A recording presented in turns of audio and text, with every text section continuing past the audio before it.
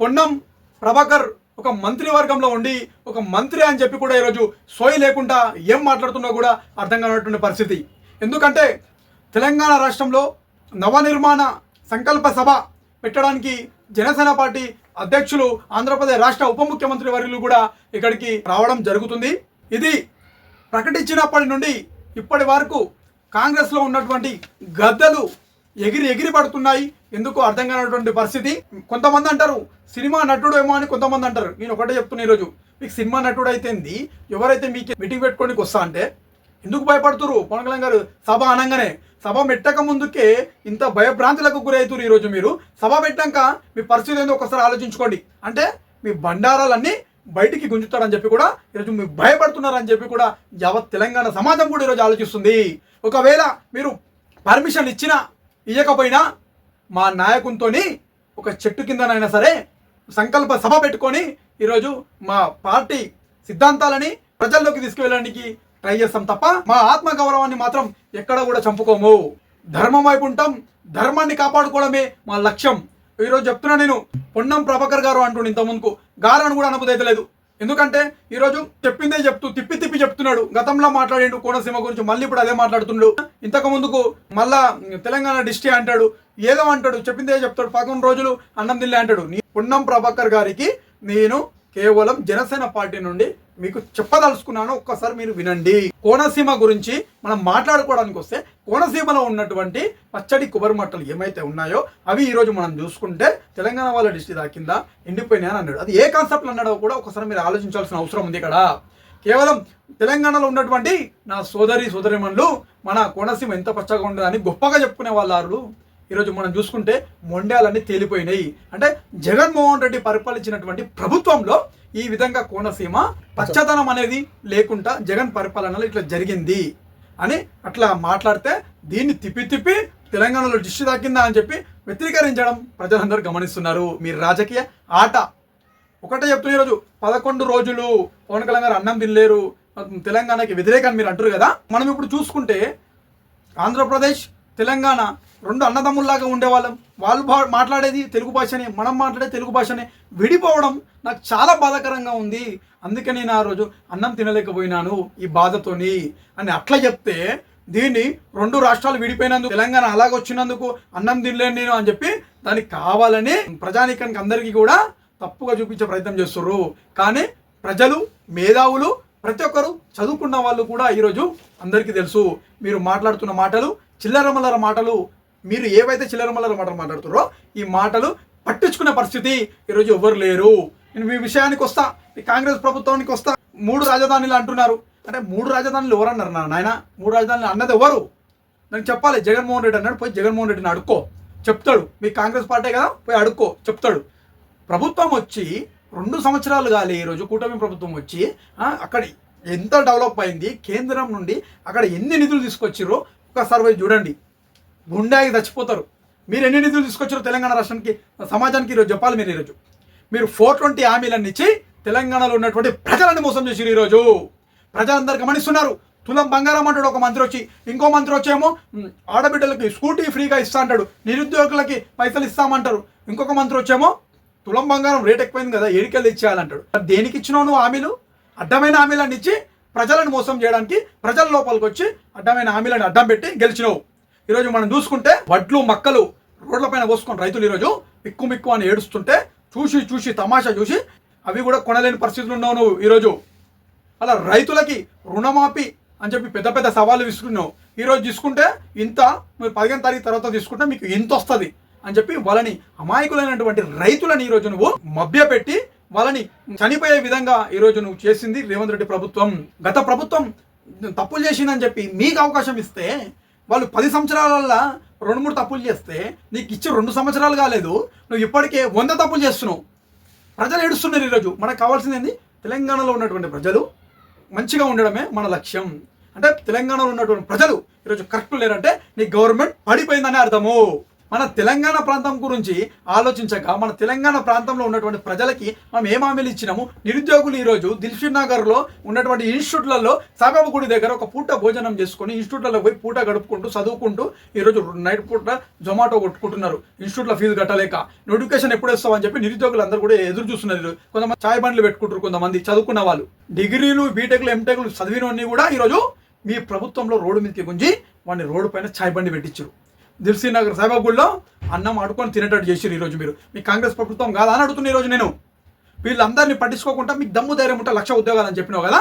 ఈరోజు మనం చూసుకుంటే ఇప్పటికిప్పుడు తెలంగాణ రాష్ట్రంలో 19,000 ఎస్ఐ కానిస్టేబుల్ ఉద్యోగాలు ఖాళీ ఉన్నాయి. మీకు దమ్ము ధైర్యం ఉంటే ఇమీడియట్లీ 15,000 4,000 నీ దగ్గర ఉంచుకో. 15,000 ఉద్యోగాలు ఇమీడియట్లీ తెలంగాణ రేపు ఏదైతే జూన్ 2 ఉందో తెలంగాణ ఆవిర్భావ దినోత్సవం సందర్భంగా 12,000 ఎస్ఐ కానిస్టేబుల్ ఉద్యోగాలు రిలీజ్ అయ్యి నీ ప్రభుత్వం గ్రేట్ అనిపించుకో. ఈ పనులు ఏమంటే పక్క రాష్ట్రం మీద పడి పవన్ కళ్యాణ్ గారు వచ్చి ఇక్కడ తెలంగాణ సంకల్ప సభ కోసం తెలంగాణలో ఉన్నటువంటి జనసేన పార్టీని ముందుకు తీసుకెళ్లాలి ఒక అడుగు అని చెప్పి పవన్ కళ్యాణ్ గారు జనసేన పార్టీ కార్యకర్తలతో మీటింగ్ పెడితే జీర్ణించుకోలేక భయపడి మా ప్రభుత్వం ఏడ కూలిపోతుందో అని చెప్పి భయపడి ఈరోజు పర్మిషన్లు కూడా ఇస్తలేరు. మీరు పర్మిషన్లు ఇచ్చినా ఇవ్వకపోయినా మా మీటింగ్ ఎట్లా పెట్టాలో తెలుసు. బరాబర్ మీటింగ్ పెడతాం, 100% స్ట్రైక్తోనే ముందుకెళ్తామని చెప్పి కూడా మీకు తెలియజేసుకుంటున్నాను.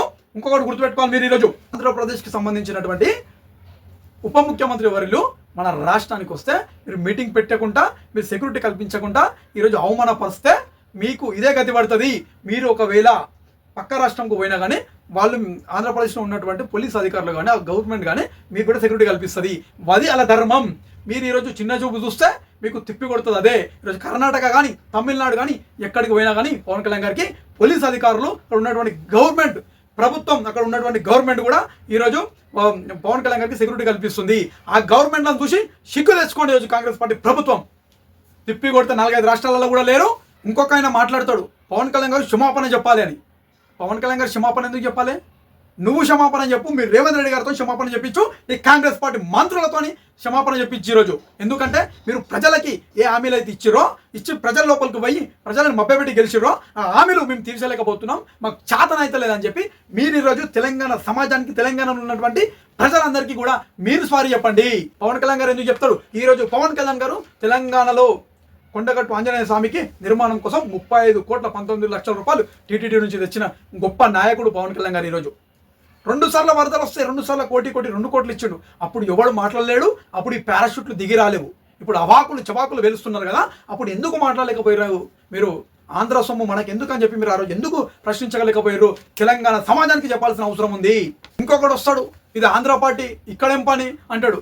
మీరు చదువుకోలేరు. ఫస్ట్ ఆఫ్ ఆల్ చదువుకుంటే మీకు తెలుస్తుండే ఏ పార్టీ ఎక్కడ పుట్టింది, ఏ కథ కార్ఖాన ఏంది, ఆ పార్టీలో ఎంతమంది ఎమ్మెల్యేలు ఉన్నారు, ఎంపీలు ఉన్నారు అనేది తెలుస్తుండే. మీకు చదువుకోలే. మనము ఎట్లా తెలుస్తుంది మనకి?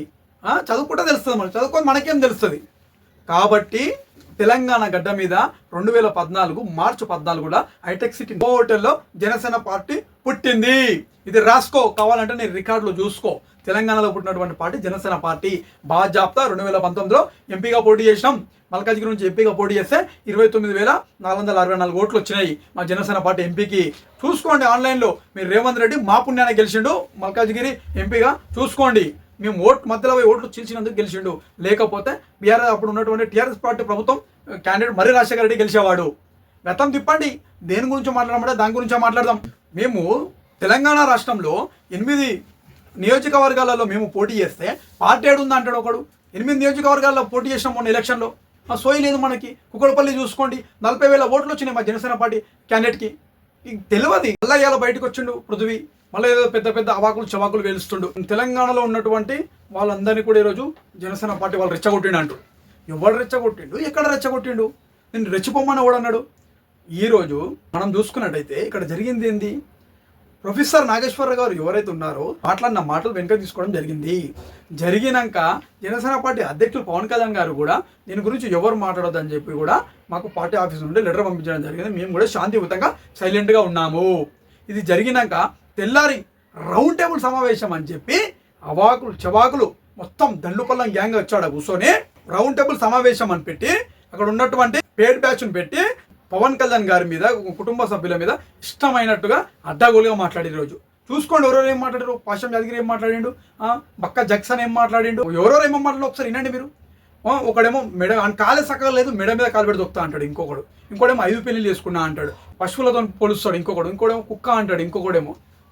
అరే ఈ మాటలు మాట్లాడి తెలంగాణలో ఉన్నటువంటి జనసేన క్యాడర్ని రెచ్చగొట్టింది మీరు రెచ్చగొట్టినందుకు మేము మళ్ళీ ప్రెస్ మీట్ పెట్టి దానికి సమాధానం చెప్పాల్సిన అవసరం ఉంది కాబట్టి సమాధానం చెప్పినాము.